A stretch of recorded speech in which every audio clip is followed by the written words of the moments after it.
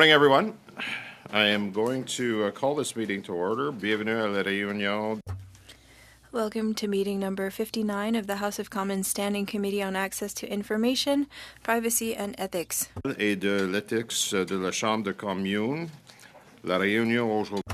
Today's meeting is taking place in a hybrid format, pursuant to the House Order of June 23rd, 2022, and therefore members can attend in person in the room and remotely using the Zoom application. Should any technical challenges arise, please advise me. Please note that we may have to suspend for a few minutes as we need to ensure that all members are able to participate fully. Pursuant to Standing Order 108-3H and the motion adopted by the committee on Wednesday, November 30th, 2022, the committee is resuming its study of the third edition of the Lobbyist Code of Conduct, and in accordance with the committee's routine motion concerning connection tests for witnesses, I am informing the committee that all witnesses appearing virtually have completed the required connected test in advance of this meeting. I would now like to welcome our witnesses today from the Government Relations Institute of Canada. We've got Megan Buttle, who is the president. Welcome, Ms. Buttle.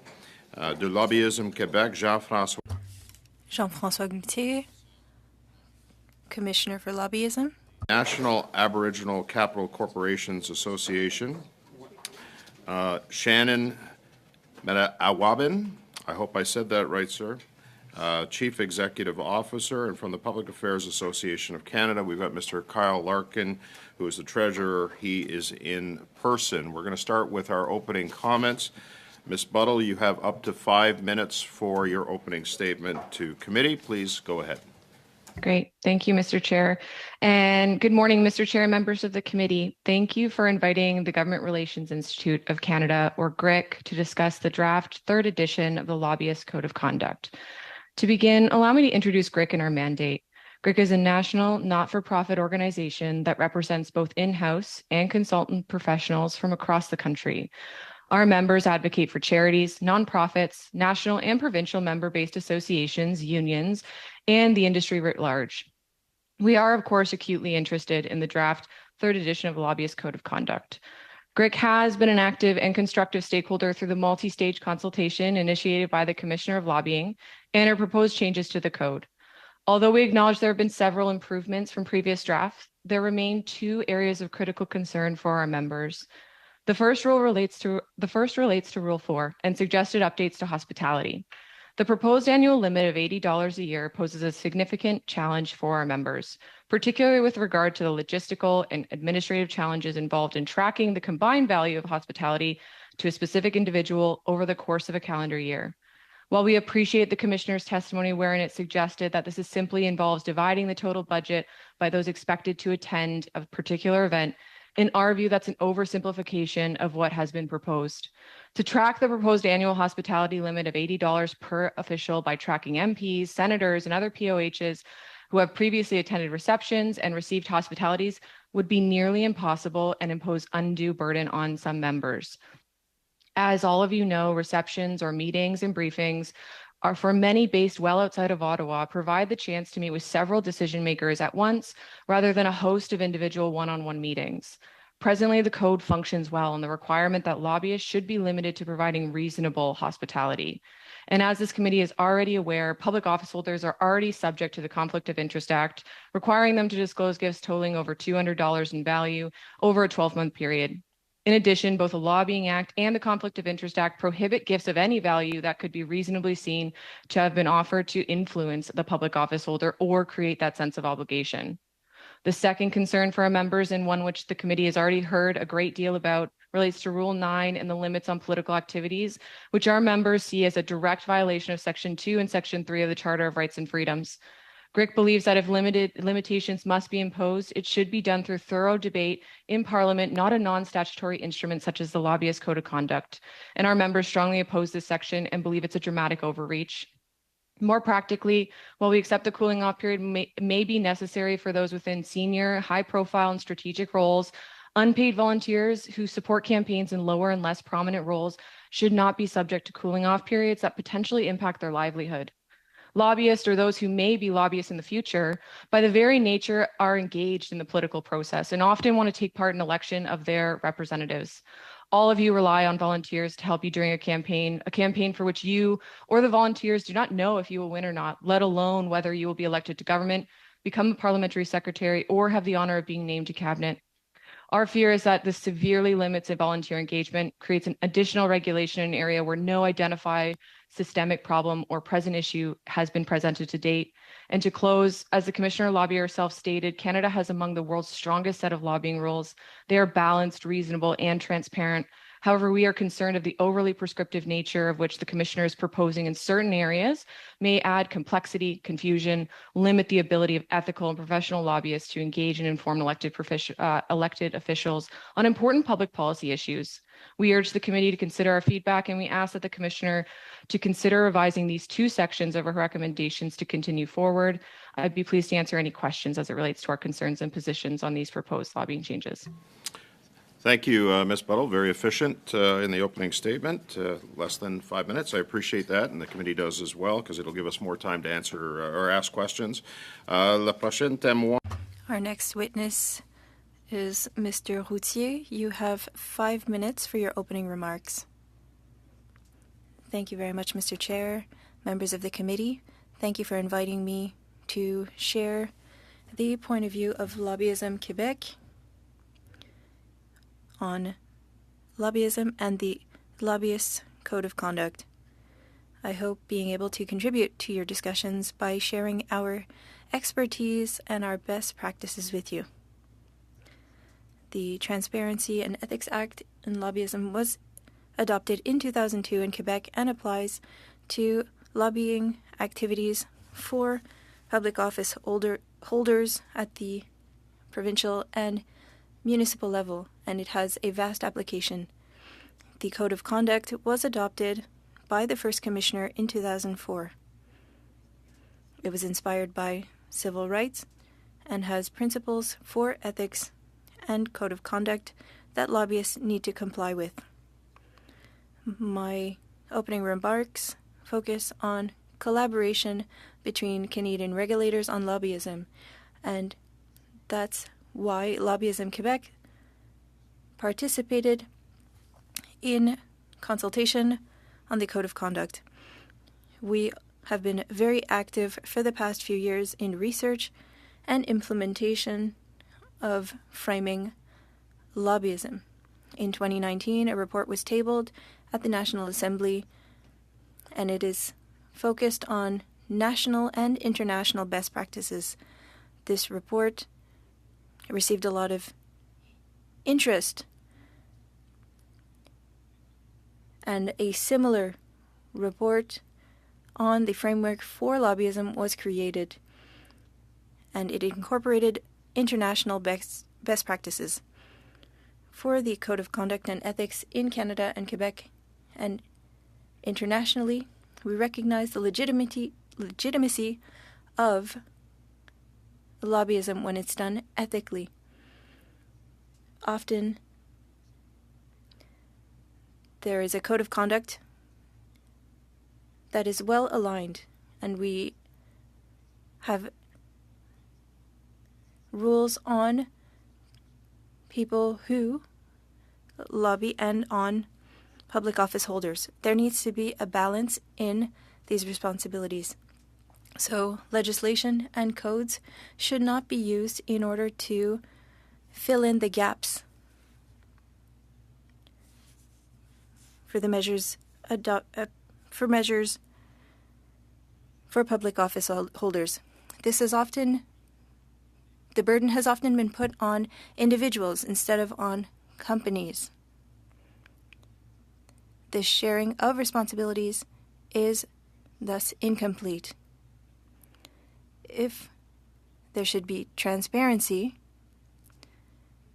the federal and Quebec regimes do share shortcomings. An example being the important party notion, where company lobbying activities are only shared when These activities make up an important part of that person or that company's activities. There are two issues that were raised by the Commissioner: political participation and hospitality. And there's a difference between our respective jurisdictions, but we understand the Federal Commissioner's concerns.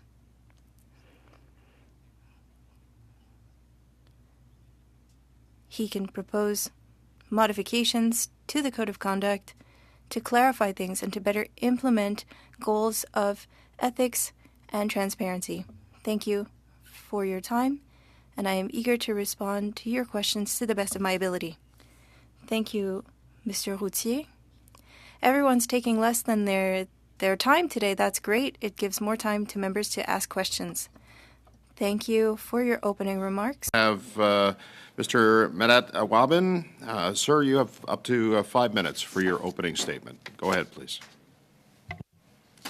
Good morning, everybody.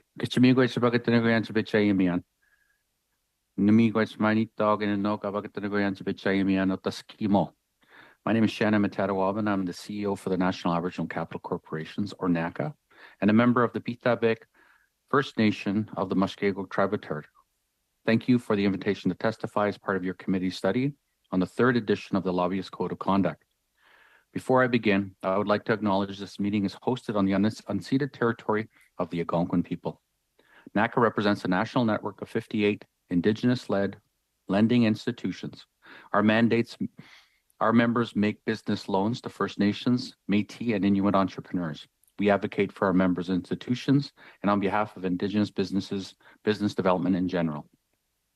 As far as I know, I'm the sole Indigenous representative invited to speak on the revised Code of Conduct. This is unsurprising in a way. Though a number are growing, only a handful of Indigenous organizations can be found on the registry of lobbyists. And indeed, Indigenous advocacy is in some way unique, following from the special relationships our people have with the Crown. Section 4D of the Lobbyist Act exempts members of First Nation band councils or self-governing Indigenous governments. Many national and regional Indigenous organizations might argue that they too are exempt. For our part, NACA made the decision to join the registry in 2018 at the urging of our government relations consultant, Isabel Metcalf. Our registration ensured that the advocacy work would be transparent and guided by the same standards that apply to all organizations. I will save my few comments on the revised code at the end, using most of my time to explain why we embraced the lobbyist registry and to highlight some of the benefits it's brought to NACA. First, we are not rights holders and an entity exempted from the Act. Rather, we are a national Indigenous organization that operates in a competitive business environment. Ensuring we have clear record of interactions with public office holders is simply good business practice. And the principles in the code sets out ones like integrity, honesty, openness, and professionalism, also at the front and center of our own organizational values. Second, NACA is without question an advocacy organization. We do manage programs, our Indigenous Women's Entrepreneurship Program, for example, offering microloans and business training to Indigenous women. But advocacy was our original reason for being at our founding in 1997. We just celebrated 25 years. And it remains our focus now. Our cause is the full participation of Indigenous people in Canada's economy, and it still cries out for public attention. Due to barriers not of their own making, aspiring Indigenous business owners still lack capital and support to participate in the Canadian economy. We have every reason to remind federal office holders of this. We take pride in the registry list of meetings, which provides a record of our effort to do so. Now I'll speak to some of the benefits we have realized since 2018. The first is that record itself is freely available to our members, other business organizations, and public office holders. Second, our upholding of the Code of Conduct has helped increase faith in us as a credible, trustworthy organization. Our presence on the registry sends a clear signal. We belong to a growing new generation of Indigenous business leaders that are confident to play by the same rules as other business organizations. Finally, the most important, being a registered organization has opened doors for NACA at the highest levels. We are known quantity and have gained access to dialogue and decision-making tables, and we could not have dreamed of before. Your committee invited me here to comment on the proposed draft code of conduct for lobbyists. And on this, I would make only 3 points. First, the new code puts forward what appears to be a reasonable and well-grounded amendments. Second, some have questioned the hospitality limits as too strict. For our part, we appreciate clear, modest spending limits. They help level the playing field for organizations like ours, which do not have deep pockets. Now, I would like to compare it to the treaty making process. My treaty was assigned $4 treaty payments that have remained in place for more than 100 years. It's not reasonable to assume that the value of money maintains the same level of spending. So doing this in legislation is probably a bad idea. My third and final suggestion would be to canvass the views of other registered Indigenous organizations. Our own perspective is shaped by our work as a national advocate for Indigenous business development. Other Indigenous organizations could well have a different take and are coming on board in increasing numbers. To close, I thank you for the invitation to attend this meeting, and I welcome any questions you may have. Miigwech. Thank you. Our next witness for up to 5 minutes is Mr. Kyle Larkin. Go ahead, please. Good morning, everyone. Thanks for braving the snow this morning and coming in person. My name is Kyle Larkin. Thank you, Chair. Thank you to the members of the committee for inviting us to testify today. I'm the Treasurer of the Public Affairs Association of Canada, also known as PAC. As you may know, PAC is a national not-for-profit organization that represents hundreds of public affairs professionals across the country. Our members come from both the private and public sectors in areas such as industrial and financial companies, crown corporations, consulting firms, small businesses, ministries and municipalities, PR organizations, trade associations, educational institutions, and law and accounting firms. I'm pleased to be here today with my colleague Megan from the Government Relations Institute of Canada, who we have worked closely with in engaging on this consultation for the renewed Lobbyist Code of Conduct. I would like to begin my remarks today by stating that while some of the changes to the Lobbyist Code of Conduct are welcome, others are truly a solution in search of a problem. As you have already heard from other witnesses, the Commissioner has proposed an annual limit of $80 for hospitality, which includes parliamentary receptions. As you know, receptions in Ottawa and events across Canada are a unique opportunity for elected officials to meet with Canadians working in a variety of different industries. Lobbyists have the pleasure of working with these individuals on a regular basis. Craig from Barrie, Sue from Hamilton, Christina from Vancouver have all attended parliamentary receptions hosted by associations over the past year. None of them, as well as the thousands of other business leaders that visit Parliament annually, are registered lobbyists. Current rules already disallow lobbying at receptions. Receptions are instead a unique opportunity for an association, charity, or industry to raise its awareness amongst parliamentarians. There are tens of thousands of associations, charities, and companies in Canada, and for some, the only way to connect with elected officials is through a reception or event. These events also allow parliamentarians to meet Canadians from across the country who are on the ground building businesses, creating economic development, and supporting their own communities. To ensure that these important democratic functions are able to continue, we are proposing that the term reasonable continue to be applied to receptions, as is the case in the current Code of Conduct. The second area that PAC finds issue with in the proposed Lobbyist Code of Conduct relates to the new section on political work. As you have also heard from other witnesses, the new cooling-off period limitations pose challenges for the democratic participation that is allowed for all Canadians, no matter their profession. PAC does believe that a cooling-off period should continue to apply to those who hold senior roles on campaigns, as this could potentially create a sense of obligation for public office holders. However, to hold this same standard for those door-knocking, canvassing, distributing campaign literature, and other minor campaign activities infringes on Canadians' ability to participate in our democracy. Furthermore, there are no examples of noncompliance as it relates to political activities that we know about. Lobbyists, many of whom have worked on Parliament Hill, are naturally passionate about Canadian politics. Many have also been involved in campaigns one way or another since a young age, and continue to participate due to their belief in specific candidates or passion for a certain political party.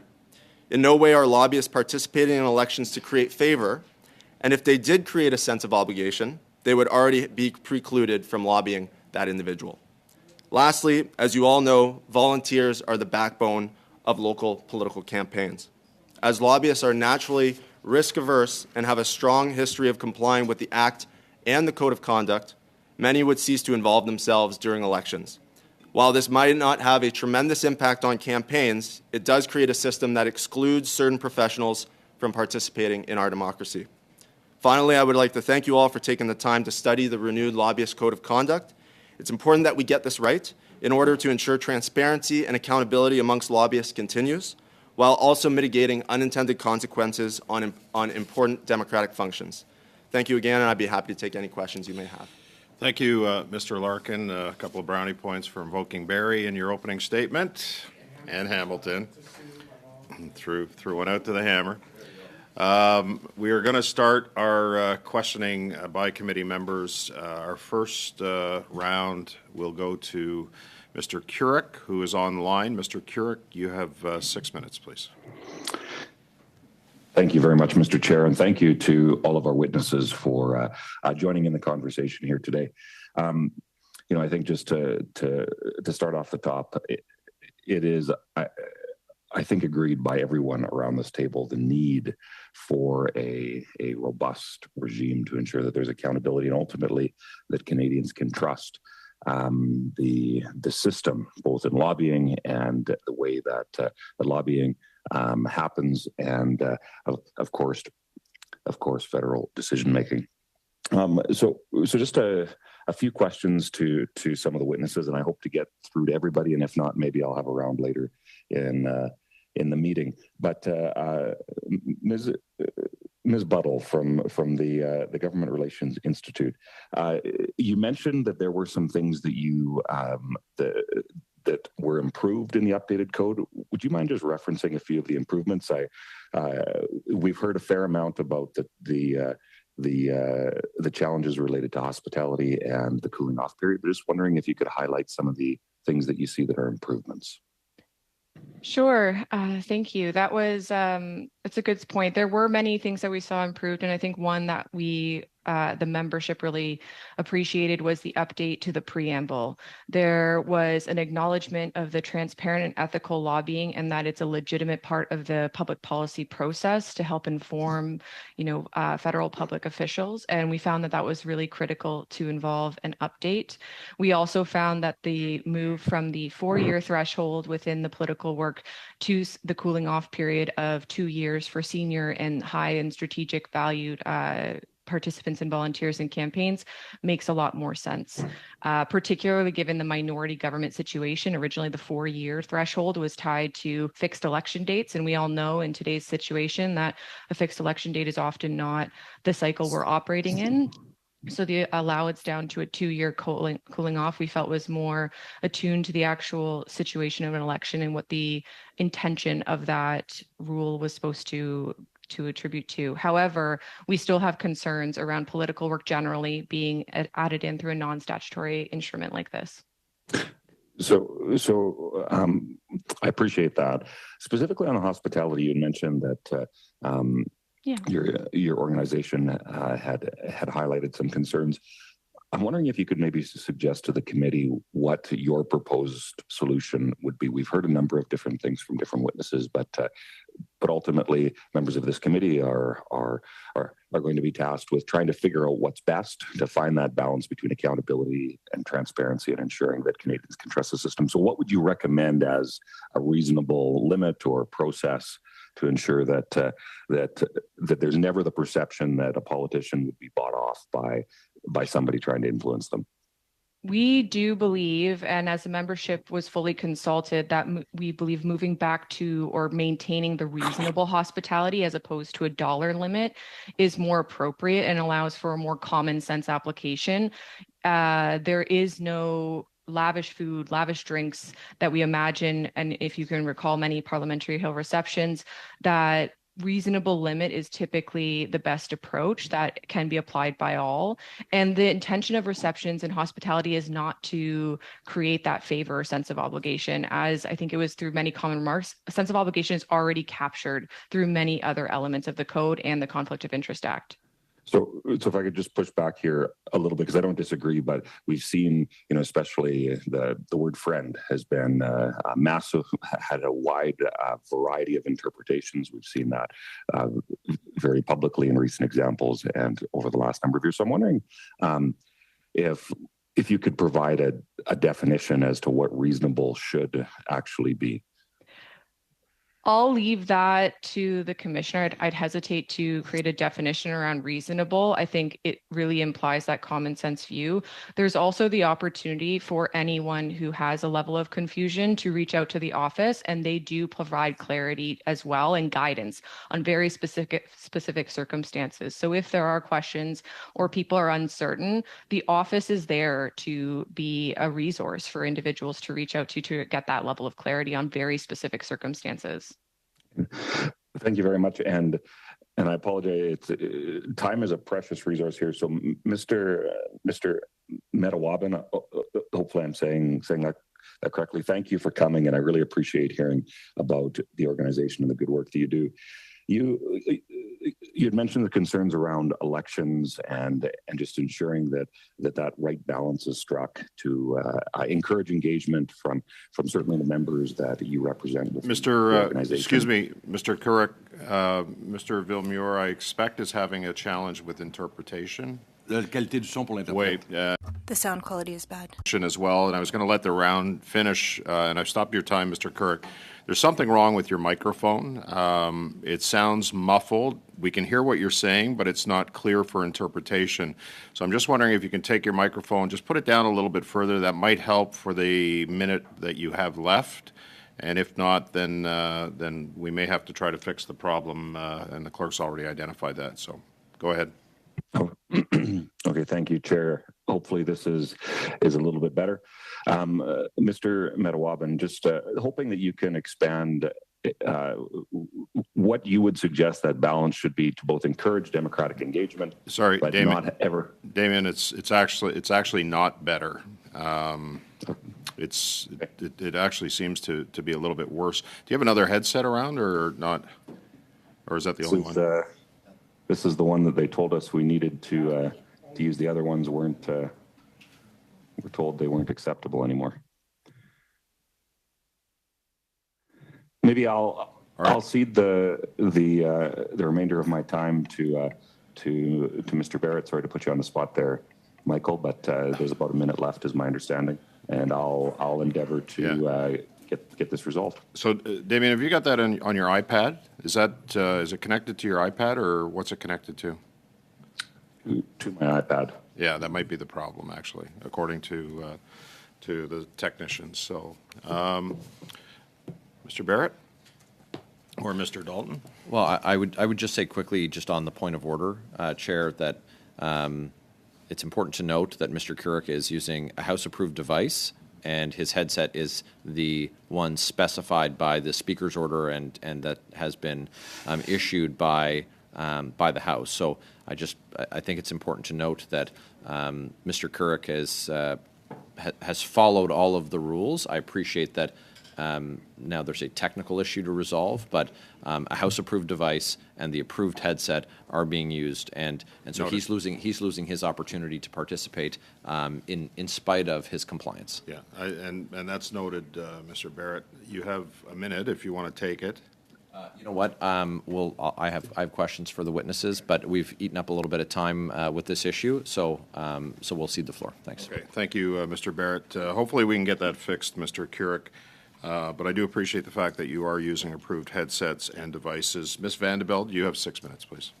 Yes, thank you, Mr. Chair, and thank you to all the witnesses today. I know that you're coming here very much with the desire to ensure that we have a transparent and good code, so I appreciate that. My first question is for Mr. Metawaban. I had a campaign volunteer who is Indigenous, and she's the daughter of a 60s Scoop member, so she didn't have a lot of opportunity growing up to learn her culture.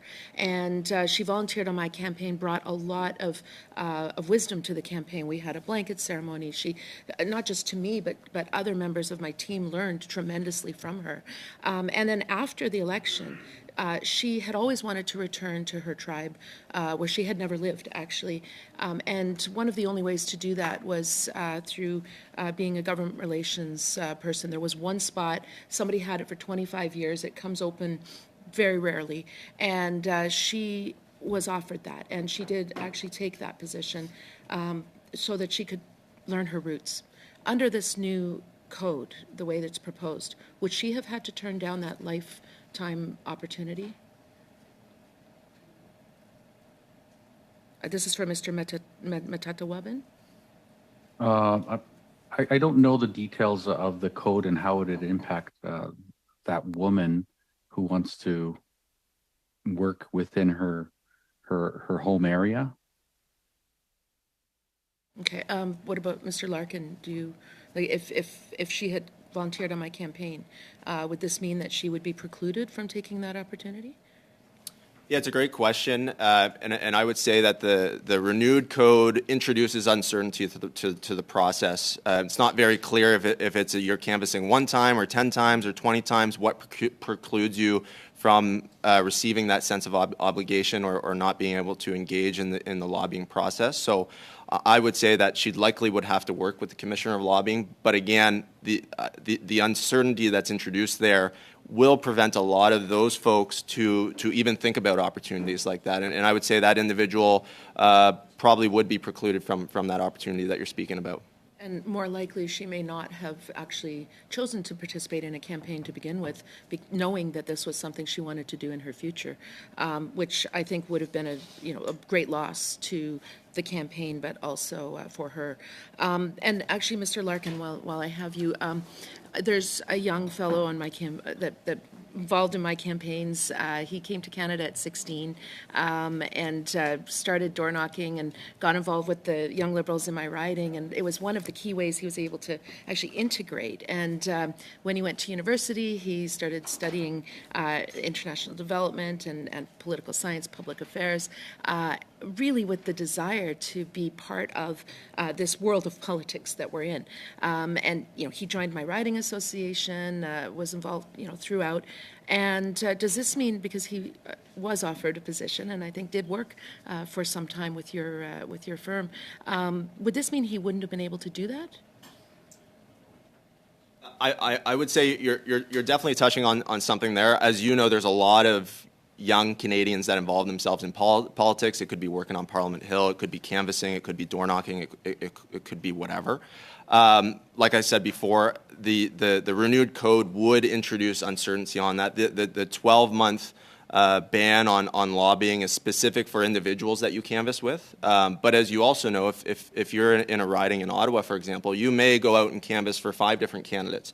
Or if you're in any urban center or even rural areas, you may canvass for several candidates, and it could block you from engaging with those individuals, even if you've never interacted with them, even if you're only dropping off campaign literature and literally aren't speaking to any Canadians about that candidate. You may not even visit the campaign office and be banned, receive a 12-month ban from that. So there certainly is that uncertainty that's being introduced through the renewed code. So what's more likely is that young fellow who's at university here in Ottawa is going to tell all his friends and his classmates who are studying public affairs or poli-sci, don't get involved in any campaigns because, gee, you might not be able to get a job in this town. Is that what might happen? I think that's exactly it. I would also say that current lobbyists or those looking to get into the lobbying sector are, like I said, are naturally risk averse. And certainly wouldn't want to get into any situation where they would be breaking the law or breaking the code of conduct. So I totally agree with you that it would prevent most, if not all, of getting involved in the political process, either just through canvassing and door knocking or dropping off literature or even in senior roles. And like I said before, as you know, lobbyists and public affairs professionals are some of the most passionate in politics. They've been involved in politics since a young age, or they worked on Parliament Hill or in provincial legislatures.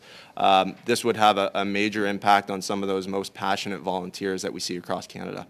So, Ms. Buttle, I wanted to ask you a similar question because we picture, there's this image in the public of lobbyists as, these big wig, very rich, connected, powerful people, but a lot of them are just young people who want to get involved. And for instance, Results Canada has a lobbyist. This is an international development advocacy group, and I know that there's a young woman that works with them that worked on my campaign back in 2015. Fortunately, not in the last campaign, because would she have been precluded from taking that job to advocate for more development funding for women and girls' education around the world? She wouldn't be able to take that job had she gone canvassing We're with over me. time, Ms. Buttle. I'm going to give you a very quick response on that one, please. Sure. I think it goes to the fact that many of us are naturally risk averse in the industry of lobbying and any government relations activities because the current system sets such a high standard already. And we want to maintain that high ethical space and increase transparency and not dilute that. Thank you, Ms. Buttle. Thank you, Ms. Van den Belt. Okay, we need some order here, please. So, merci, Monsieur Villemure, vous. Thank you. Mr. Villemure, you have 6 minutes. Thank you very much, Mr. Chair. I'll start with Mr. Routier. I understand the role of the Commissioner of Lobbying in Quebec very well. Can you define what ethical lobbying is? There isn't a definition in the Act for Ethical Lobbying.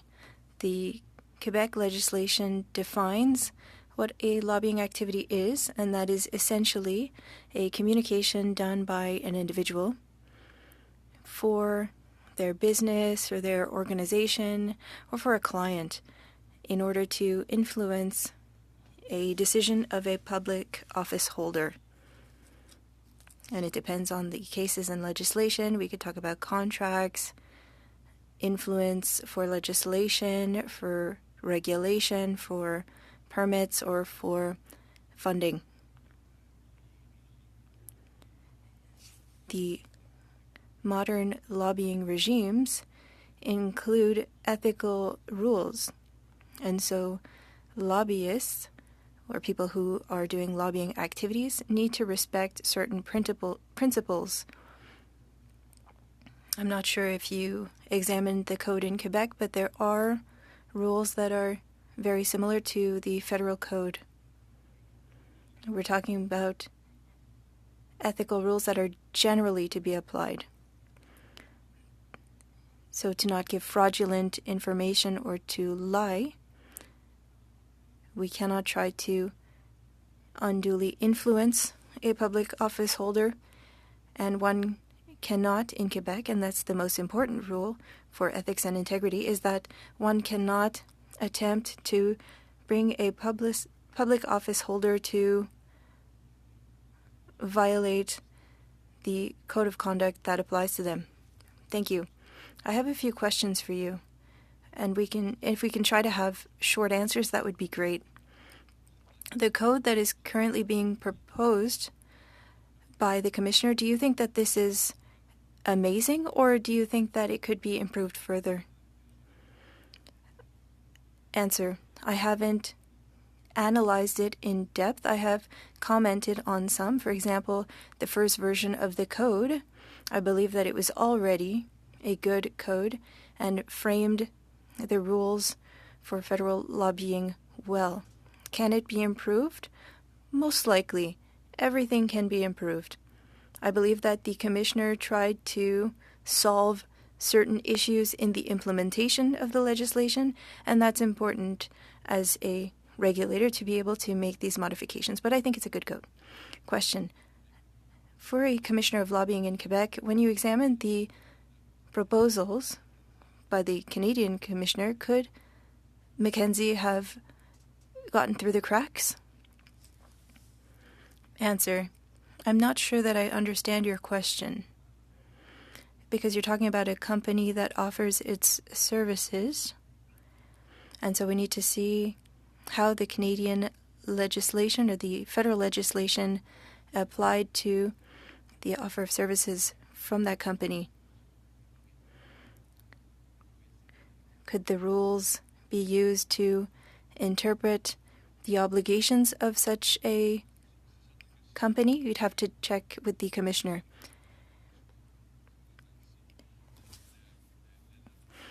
For the last review of the Quebec Lobbyist Code, when was that done? It was adopted in 2004, so 2 years after the original legislation, and has not been updated. We've been focusing on the Act itself because it contains significant biases, and it's time to move in 2023 to a better framework and fill the gaps. So we could review the Code of Conduct, but there are more fundamental issues that need to be solved in the Act. How many times was the Act amended since 2002? Answer, it has never been amended. And in fact, the last amendment was in 2019 when the commissioner received the responsibility for the Registry of Lobbyists and to create a new platform for disclosure, because before that was the responsibility of the Justice Department, and it was transferred in 2019, and now we have a registry that is now part of the best practices for disclosing lobbying activities. Question. My colleague earlier mentioned the role of volunteers and Rule 6. Are we seeing too far into this, or is it a fundamental element? Answer. I think that the federal commissioner is trying to manage issues that exist federally, and this matter of political participation was not greatly debated in Quebec. If I was asked to say how it should be done, I think that there should be as much transparency as possible. I think that is the real solution. But I understand the commissioner in wanting to regulate the circumstances for the application of the code. Merci, Monsieur Villemure. Monsieur. Thank you, Mr. Villemure. Chair, could we do a connection test and just confirm that Mr. Couric is able to exercise his rights as a member of this committee? So I see that he's changed his devices to another approved House device, and he is still wearing an approved headset from the House. And so just can we get confirmation from the technicians and from the interpreters and from yourself that Mr. Couric can continue to participate in the meeting? Thank you, Mr. Barrett. Madam Clerk, has the test been done with Mr. Couric, or if not, can we do a test just to make sure that he's okay? I confirm it's already here in the chat that Mr. Couric is properly connected with a Surface Pro and that he has a Jabra headset from the House of Commons. Okay. Thank you.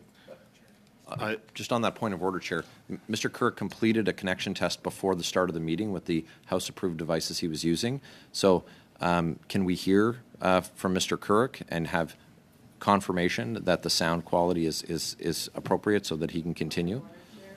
Hang on with the point. Madam Clerk, Mr. Couric, are you there? Can you go? Yeah, just give us a quick test, please, just to make sure.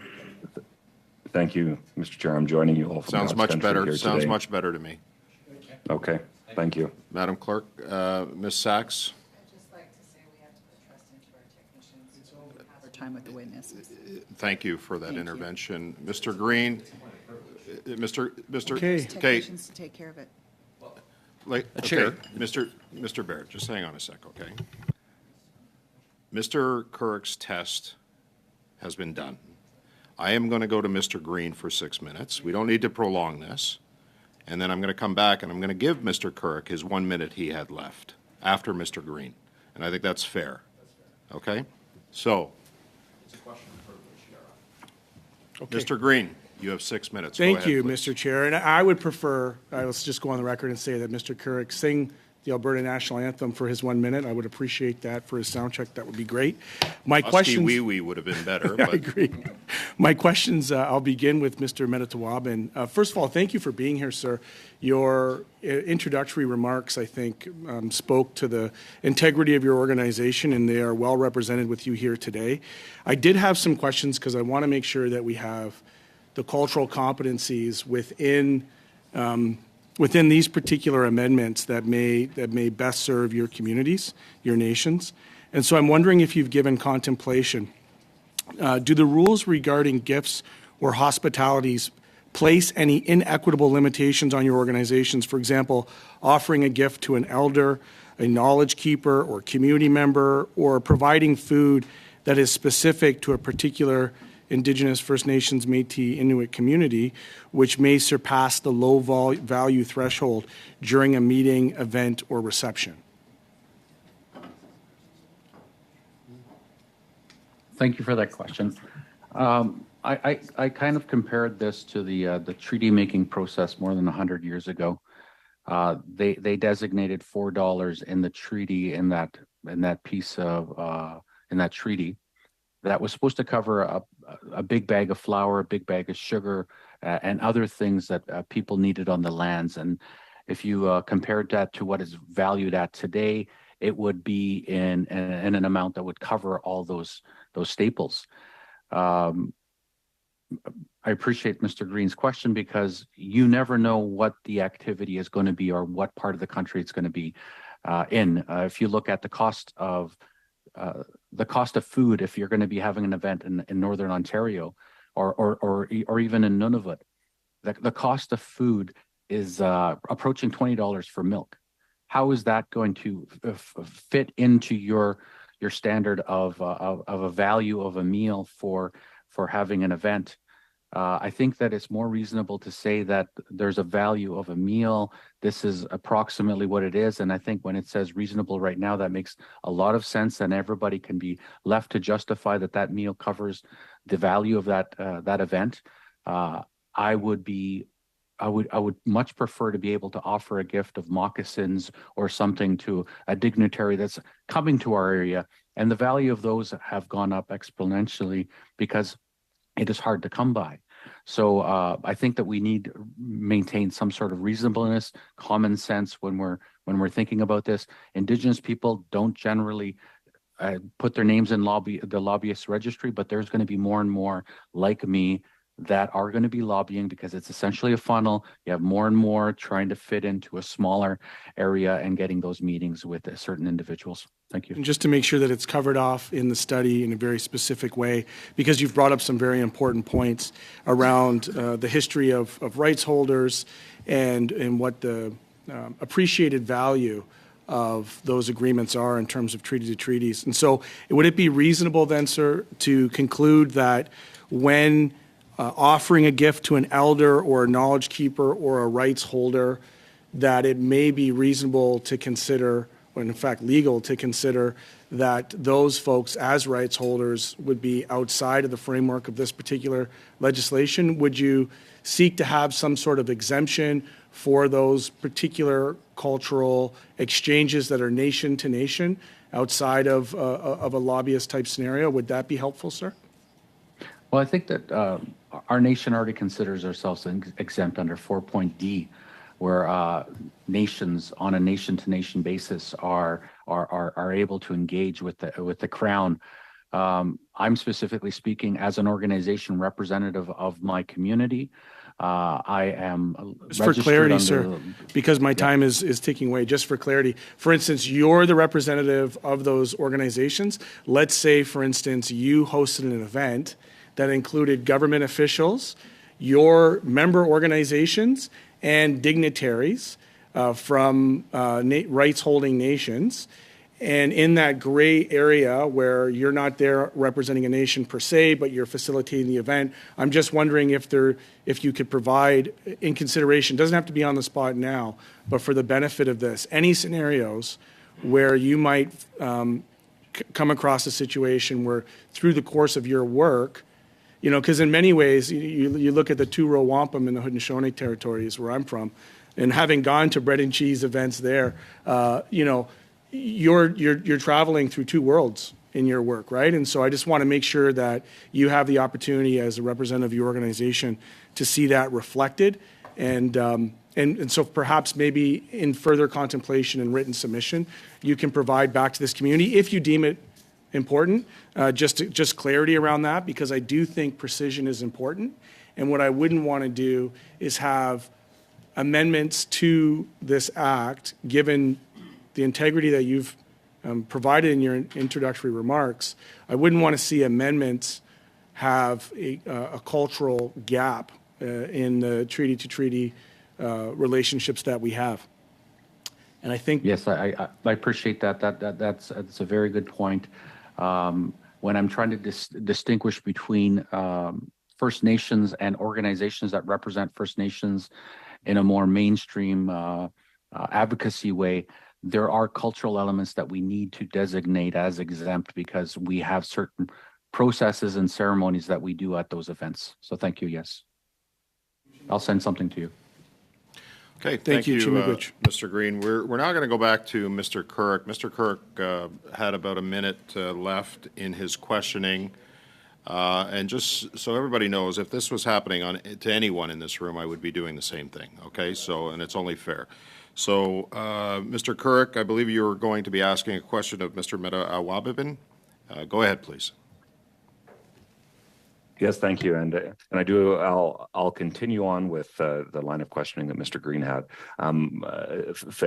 Thank you for your perspective, and I found it really valuable to hear about how you as an organization chose to get involved to ensure that you were upholding the highest standards and demonstrating your participation in the process. I'm just wondering on the precision front, if you would have any further comments, just so that as members of the committee, we could best understand what you would suggest would be a good fit, and then happy to receive further comments by written submission if you'd be up for that as well. Thank you. Generally, from what I know about the Act and the intention of the Act to provide equitable opportunity at access, I think that there's good elements within the Act already, but I don't think that getting into the details and providing those by fine-tuning it to create even more issues with like putting dollar amounts on hospitality and those, it's not helpful for us doing the work, and especially when the AFN recently came out with a document called Closing the Infrastructure Gap by 2030. It outlines a need for $349 billion to cover basic infrastructure in Indigenous communities to ensure that we have equitable standards of living to every other Canadian. And then we can think about prosperity and business and contributing to the economy. Like there are going to be a lot more Indigenous organizations approaching, and we want to make it we want to recognize that we are a little bit different in that we have a culture, we have ceremonies, we have a process, and by putting a certain value on a meal, maybe in a certain situation, that meal in a different part of the country will only allow for the salad and dessert or something like that, and not maybe the meal. So just to put it in perspective. Thank you. Thank you for that. Thank you, Mr. Couric. We are now going to go to our second round of questioning, starting with 5 minutes. It looks like, given the time, that we are only going to get one more round in, because we do have some committee business, drafting instructions for the analysts that we have to deal with. So we are going to go to Mr. Dalton for 5 minutes. Go ahead, please. Yes, thank you to all the witnesses for sharing your perspectives. It's appreciated. I want to read into the record some comments that the ethics commissioner, the outgoing ethics commissioner, made in a bombshell of a interview, and then I'm going to ask for commentary how this impacts the code from your perspective to the different witnesses. So just I'm going to read some of these comments. This is from the ethics commissioner Mario Dion, who said that government needs to take ethics more seriously, and that repeated breaches by senior Liberals during his tenure have undermined public confidence in the government. He says that the act has been there for 17 years, for God's sake. So maybe the time has come to do something different so that we don't keep repeating the same errors. He says these are not new rules. You can't make these mistakes. You can't make these mistakes. You make everybody look bad, and you make public trust decline by making these mistakes. He said he had 140 presentations during his tenure and thousands of attendees. And he said that this did not prevent International Trade Minister Mary Ng, who testified in this committee recently, telling a House committee, that's us, last week, that it would be helpful if the Commissioner's office offered additional ethics training to political staff after no one in her office raised a flag when she doled out $2,000 to a close friend. He says, and this isn't very complimentary, he says, that's like if I drive in my car this afternoon and I drive through a red light and then argued with a police officer that it's too bad because I should have received training about red lights. It's a convenient excuse, in my view, he said. He said, quoting recent polls showing that public confidence in politicians is not going in the right direction, Dion said in an interview that ethics breaches by senior Liberals over his tenure were certainly a factor and that something has to be done so that they show that they are taking this seriously. He says, and it applies also to the code, but public shaming is the foundation of the system. The public is understandably frustrated at what appears to be a lack of accountability from law-breaking MPs. No one is resigning, no one's forced to resign, and no one is even shuffled. There's no appearance of any sort of accountability beyond having to stand in front of that question period and say a quick mea culpa, my fault. It's really, he continues, these are his quotes, it's really dissatisfying that these regimes work that way, and the solution has to lie with a culture of accountability within parliamentary democracies. I'm coming to the end of his comments. This is, I would understand why the member would hope so. No, thank you, Liberal member. Okay. Typically, I don't, you know me, I'm informal when it comes to interaction. Yes. Deal with everything through the chair, please. Thank you. Okay? Don't deal with everything cross table here. Chair. Go ahead. Dio has also noted that the Conflict of Interest Act specifically states that respecting that law is a condition of employment for public office holders it applies to. That means that, in theory, anyone who breaches the act should lose their job. But who is the boss of Liberal MPs and cabinet ministers? The Prime Minister, who has already broken ethics laws twice.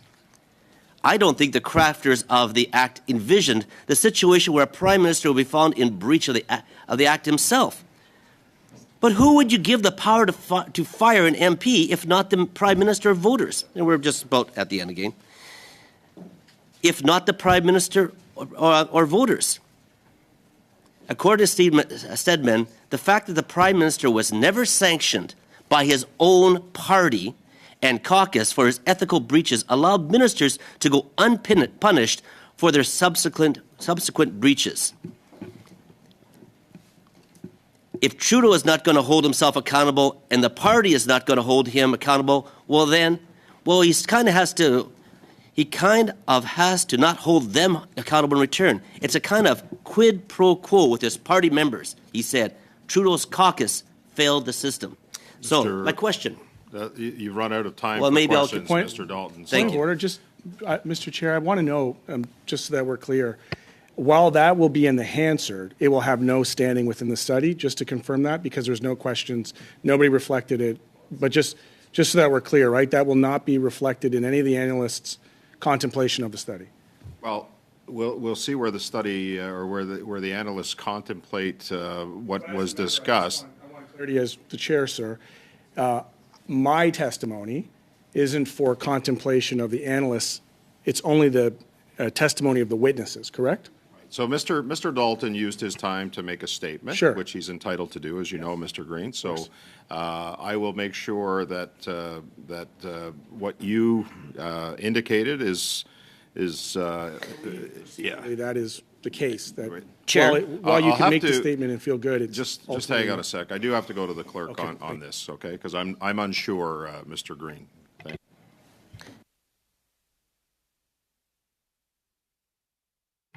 you. Yes, I will activate my microphone myself, I guess.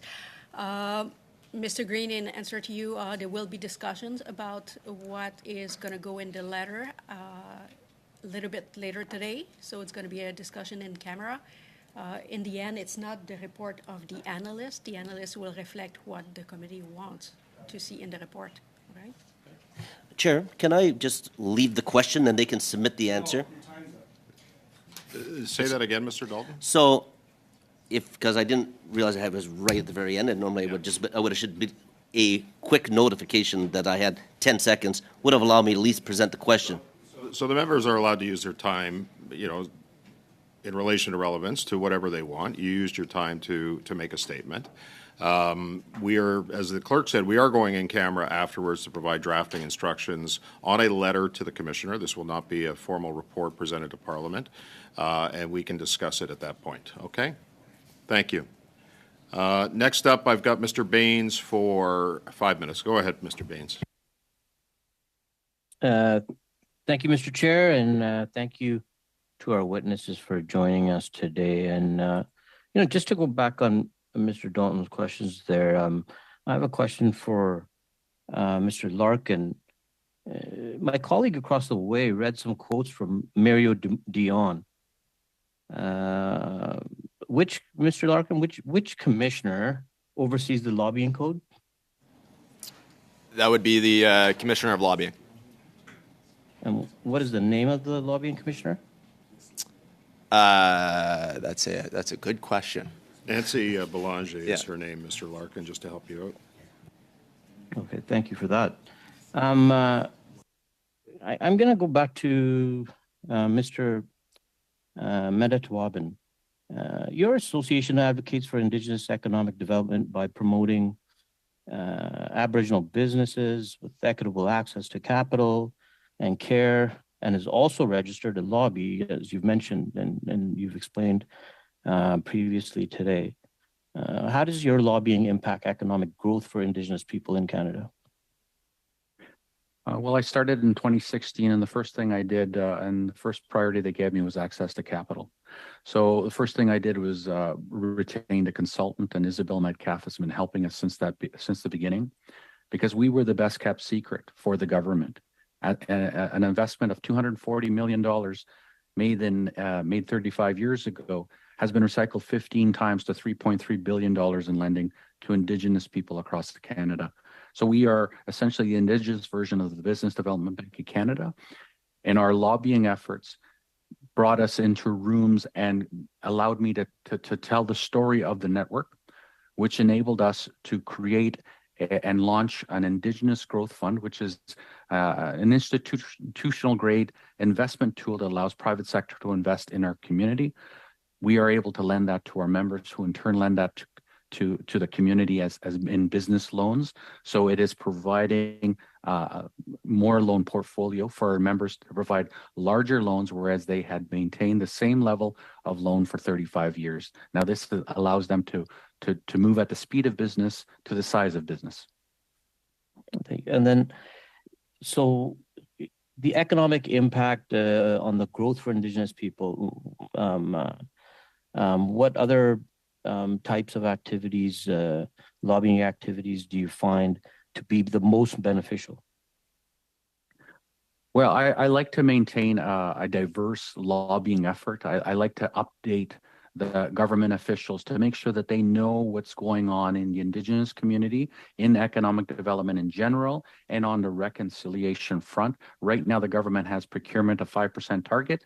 They had that 20 years ago, but it got nowhere because there were no consequences for a manager to make a decision on choosing an Indigenous business as opposed to what they know. So no changes actually ever happened. And to Mr. Dalton's question, unless there's consequences, an impact on compensation, jail time, Singapore puts officials into jail if they undertake any breaches.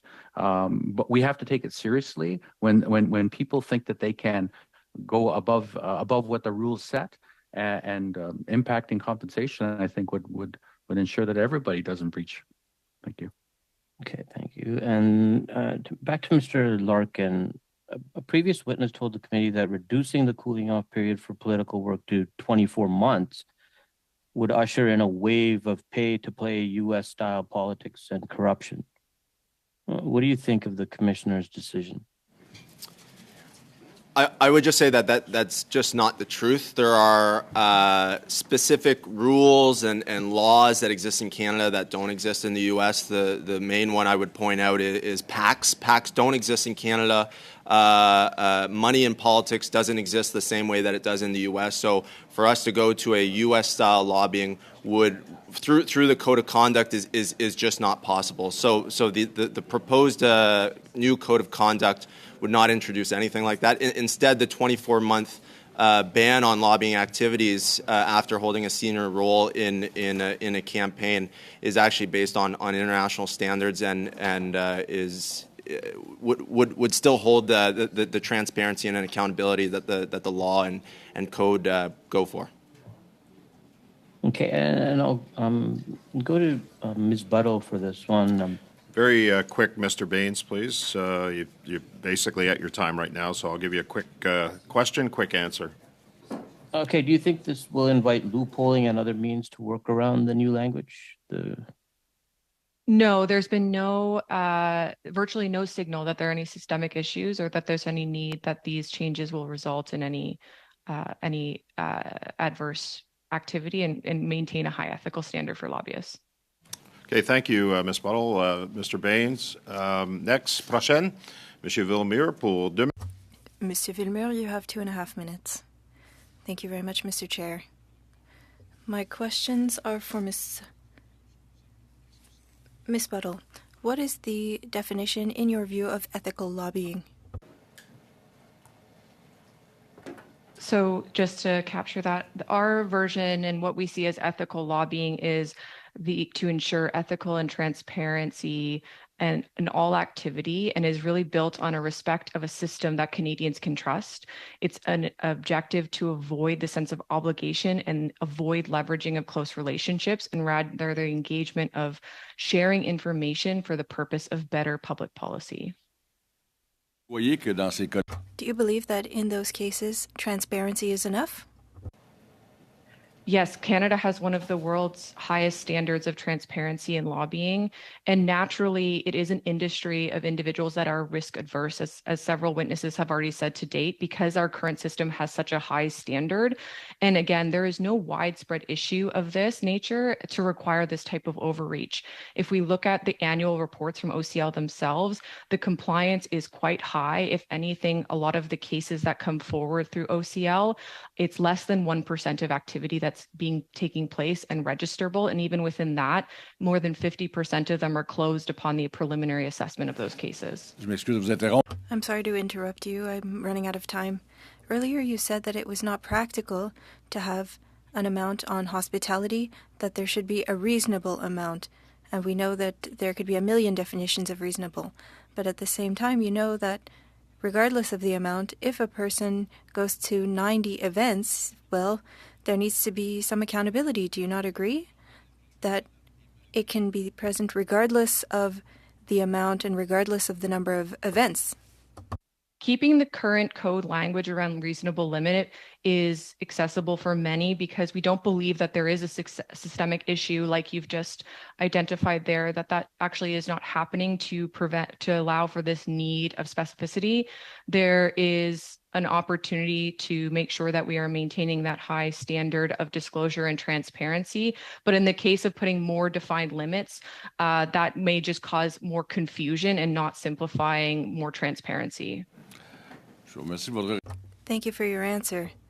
I can say that it does happen. But thank you, Ms. Buttle. Okay, merci, Monsieur Villemure. Thank you, Mr. Villemur. Next, we have Ms. Barron for 2.5 minutes, who's in for Mr. Green. Go ahead, please. Thank you, Chair. Happy to be here.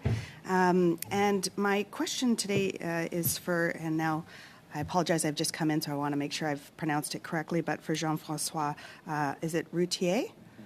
Great, I got it right. Thank you. Yes.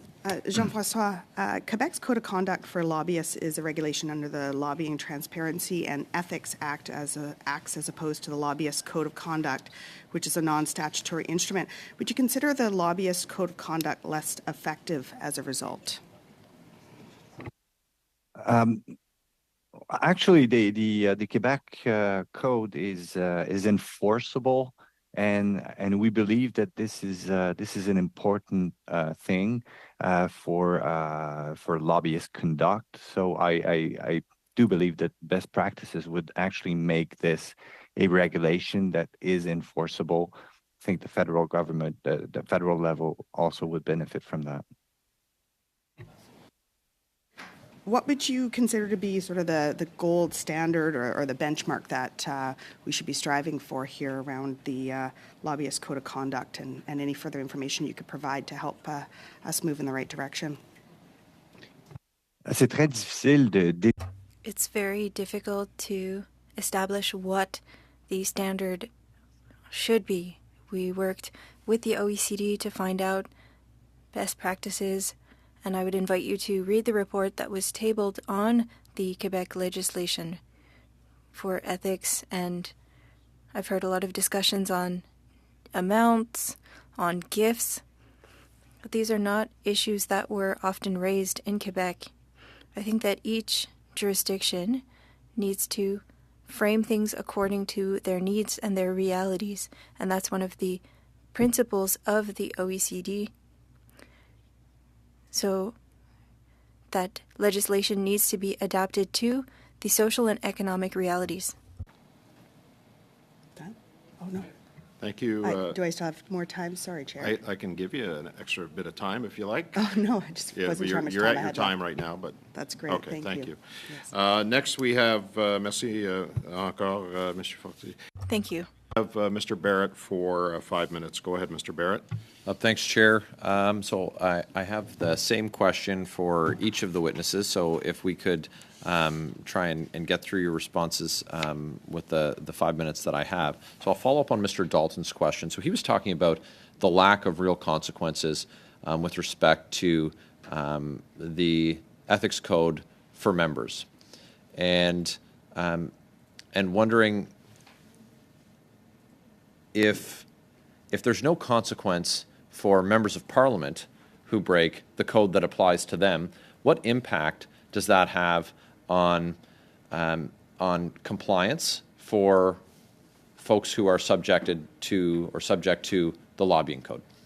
And so we'll start with Mr. Larkin, and then we'll move through the folks who are joining us virtually. Yeah, I would just draw a very clear distinction between the Ethics Act and the Ethics Commissioner, and the Lobbying Act and the Lobbying Commissioner, and I would just say that the question is about the Ethics Code, not the Ethics Act, and with respect to the effect, the perception that folks who are subjected to the rules that are governed by the Lobbying Commissioner, what is the impact if folks who are governed under one set of rules by an officer of Parliament are not, they don't face any consequence for not following the rules? Do you believe that folks who are governed under the auspices of a separate officer of Parliament, do you think that there's any impact on their compliance if folks who are subjected to the other don't have any penalty or consequence?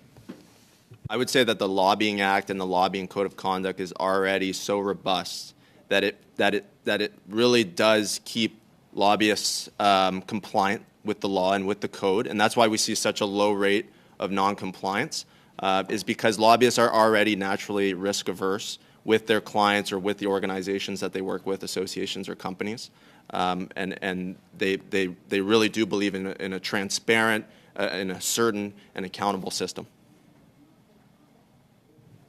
That's great. Thanks very much. And to the next witness who's available or ready online. Go ahead, ma'am. Sure. So I would say, echoing the same comments, the code of conduct by the Office of the Lobbying Commissioner is separate and distinct. Lobbyists' reputation and their ability to operate is through trusted transparency that is highly contingent on their reputation of maintaining that level of transparency and trust.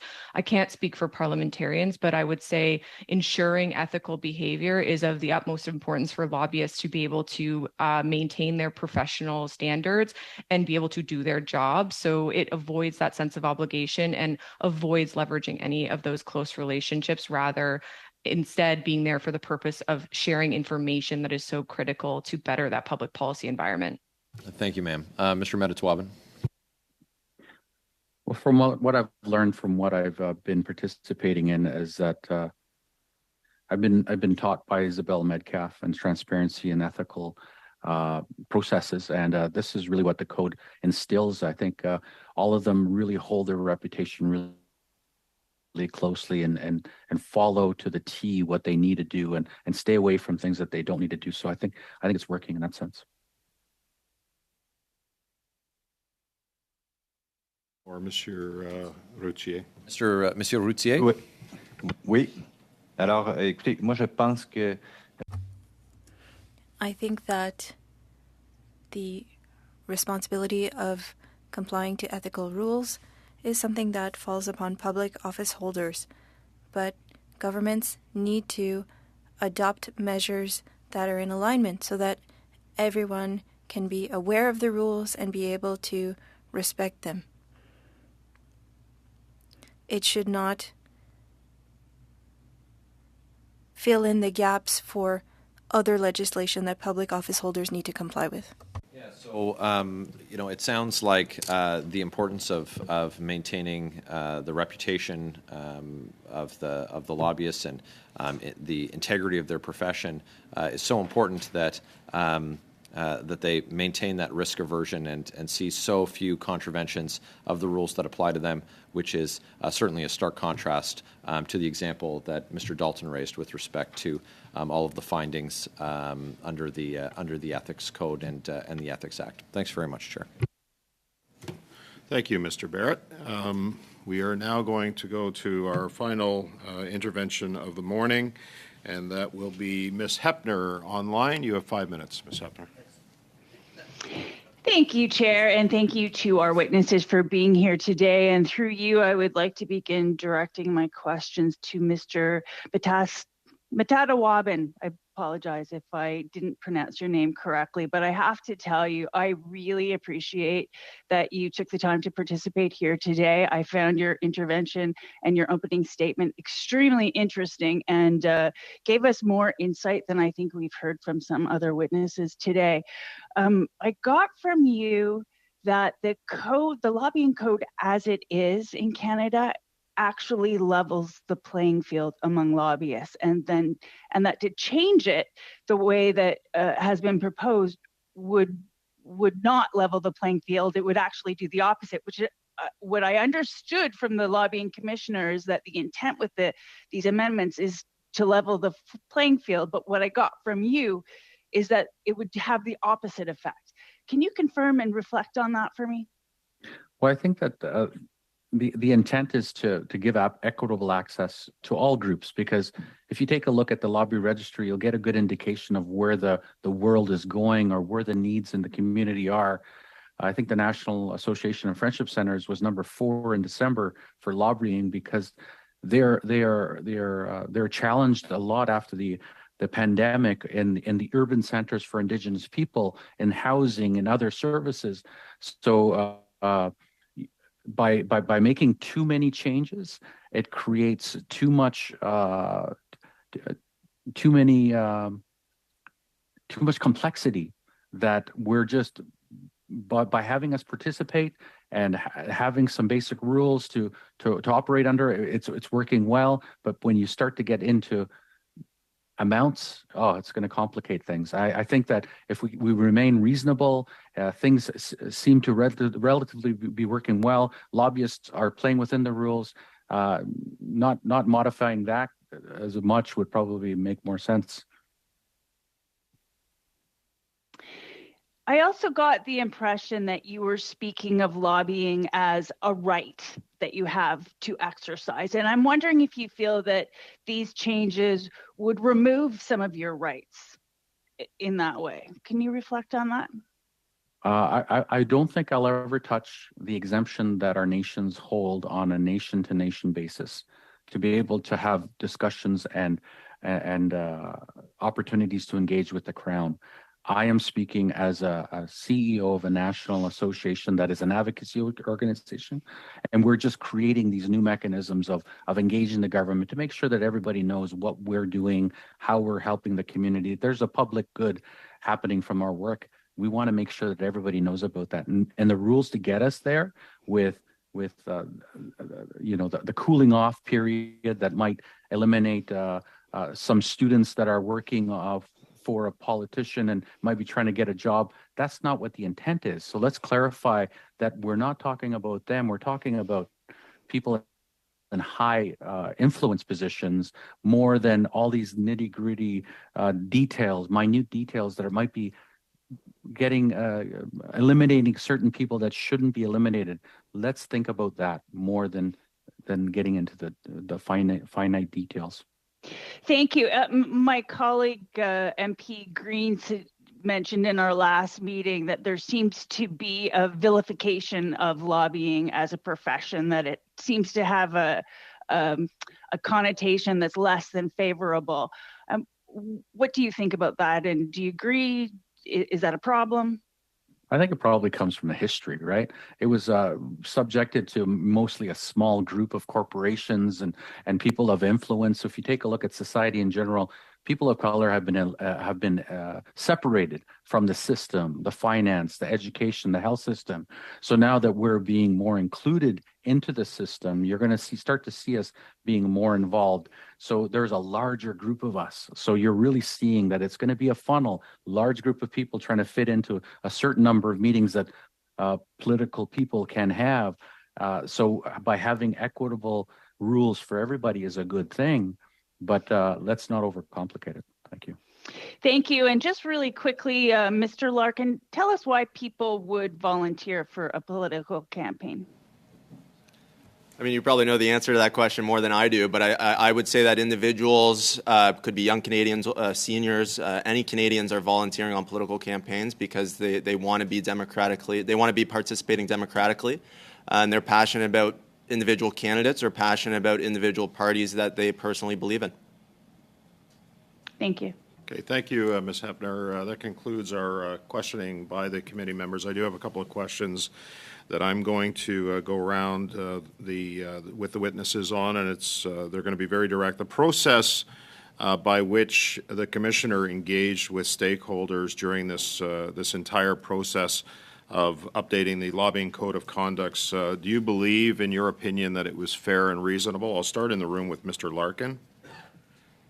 Thank you. I do believe it was fair. 3 rounds of consultations in any manner is fair. I would say that we have made strides in certain areas. The first proposed code of conduct that came in the first instance proposed a $30 limit on hospitality. That also included tax, service fees, labor, the room charge, etc. It simply would have made receptions impossible. We've moved from that to $40 just covering food and beverage.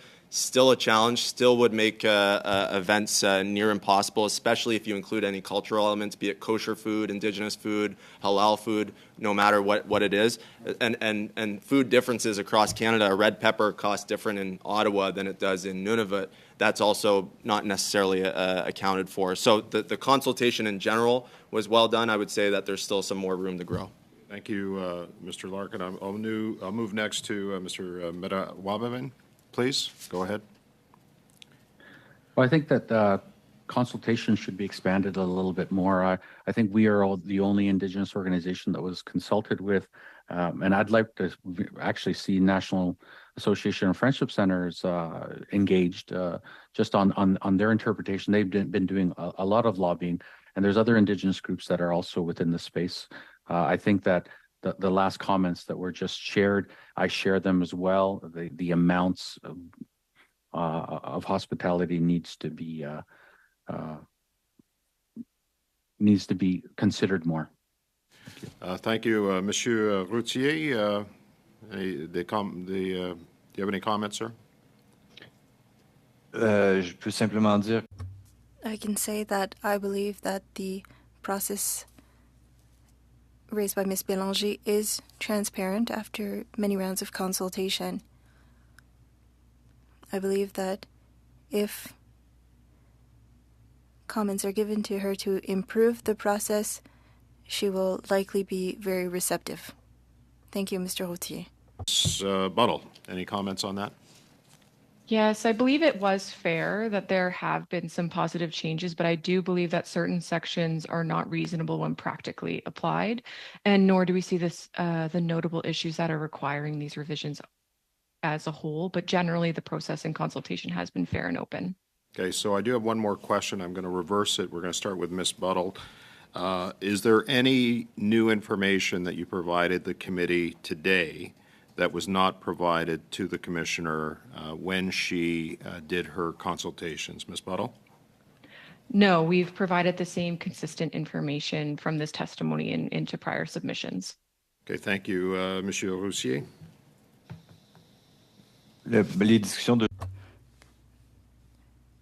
The discussions and the questions that were asked are different from the revision of the code, so the answers that I gave today could be different because that was not what was asked by the commissioner.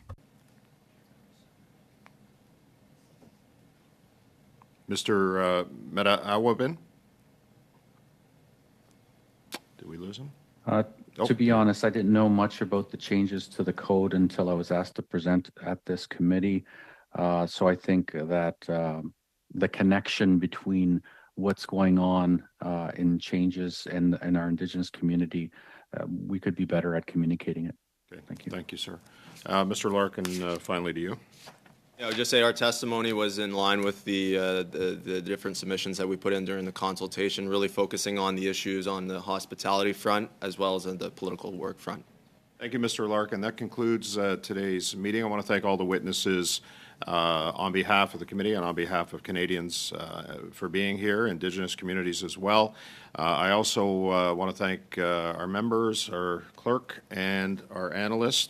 We are going to be moving in camera to discuss the drafting instructions, so the public portion of this meeting is adjourned. Thank you.